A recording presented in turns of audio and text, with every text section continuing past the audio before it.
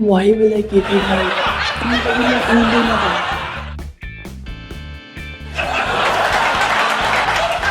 Speaking of that, para sa sinasabi nilang in age of legislation daw.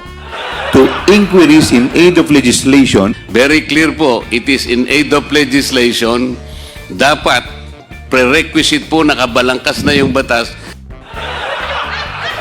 Para maayos yung kanilang mga naunang regulasyon na palpak.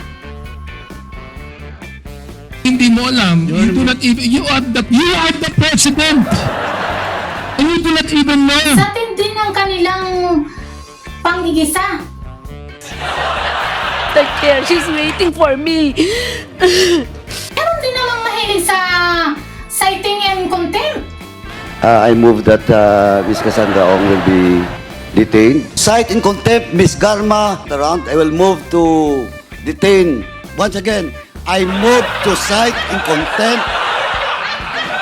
Meron din namang mga pag-invoke ang kanilang right to remain silent. I invoke my right to remain silent po. I invoke my right to keep silent. I will not answer, Mr. Chair, respectfully po. I already stated my reason for such.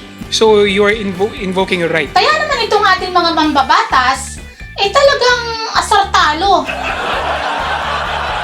Safe ka, pero hindi mo masabi. Ayaw mong tulungan ka namin? Ayaw mong tulungan ka? Is that correct? No. Anong purpose mo? Bakit ka pupunta doon kay Alice ko? Dalawang bisis ka pumunta.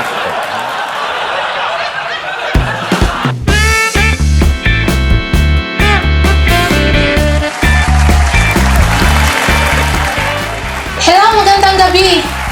Welcome mga ka-nerds and ka-beauties! Welcome dito sa Viewpoint. Ako ang inyong host for today, Cass Contis. Kasi as usual, late na naman itong si Ember. Alam nyo na. Kaya siya na lang ang magiging guest natin sa show na ito. Okay ba yun mga ka-beauties and ka-nerds? Anyway, napansin niyo po siguro na wala tayong late news this week. Kasi bago ang title nito at nirename namin into Viewpoint Headlines. At yun nga, this past few weeks, nirelease namin yung mga Congress and Senate hearings. At may interviews and press conferences. And I'm sure napanood nyo yung mga highlights ng mga yan dito sa ating channel. Yung iba, mga matitinding balitaktakan.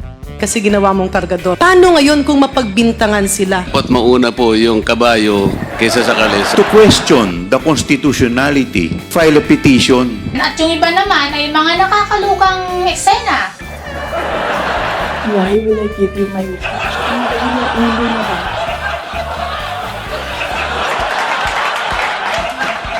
Speaking of that, mayroon lang akong maikling komentary tungkol dyan.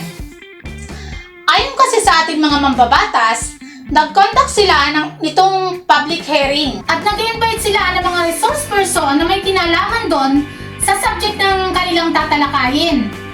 Ito ay para sa sinasabi nilang in age of legislation daw.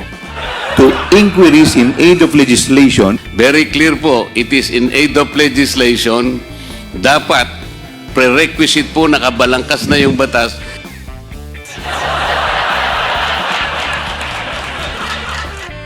Para makagawa sila ng mga batas na may kinalaman dun sa tinalakay o kaya naman ay ma-update nila yung mga existing na batas. To determine whether there is a need to improve existing laws or enact new or remedial legislation. Para maayos yung kanilang mga naunang regulasyon na palpak. The inquiry need not result in any potential legislation. Ay napansin ko lang ang ilan sa ating mga lawmakers ay masyadong bully. Hindi mo alam. You do not even, you are the president. And you do not even know. May mga instances kasi na talagang napapahiya. Yung mga resource person sa tindi ng kanilang panggigisa.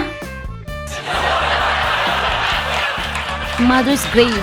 Yung travel ko sa state, sinabi ko na po ang totoo. The chair, she's waiting for me. Meron din namang mahilig sa citing and contempt. Na yung tipong kung hindi lang maayos yung witness, contempt ka agad. I move that Ms. Cassandra Ong will be detained. Cite in contempt Ms. Garma Tarrant. I will move to detain. Once again, I move to cite in contempt. Meron din namang mga invite guests na pag-invoke ang kanilang right to remain silent. I invoke my right to remain silent po. I invoke my right to keep silent. I will not answer, Mr. Chair, respectfully po. I already stated my reason for such. So you are invoking your right.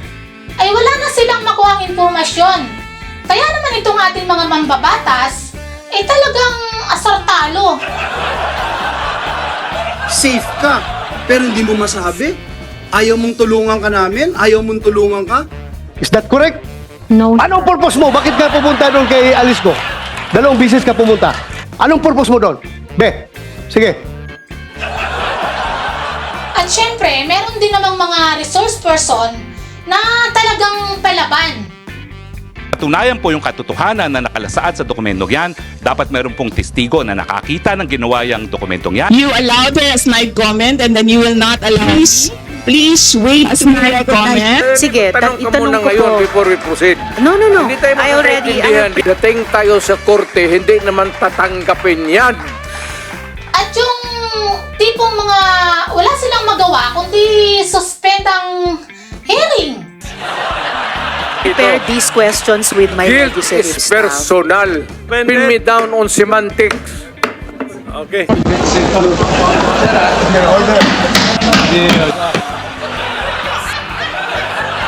Anyway, ang tanong ko lang, meron ba silang naipasang mga batas pagkatapos ng bawat hearing na ito?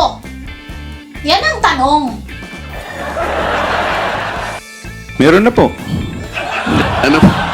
Chairman, marami po. Base kasi sa mga napapanood ko so far, at hopefully, may iba pang mga mambabatas na makakagawa rin ng pagbabago at sa mga susunod na episode ay magbibigay pa tayo ng mga detalyadong komentary sa bawat issue ng ating matatalakay. Anyway, so yun nga. I-introduce naman natin ang ating guest for today. Yes, mga ka-nerds and ka-beauties. Guest din tayo pag may time. Bali, itong guest po natin for today ay mahilig sa pakikipagtalo at argumento. At mahilig din po siya sa taho at topo. So, without further ado, let's welcome Master Amber the Nerd.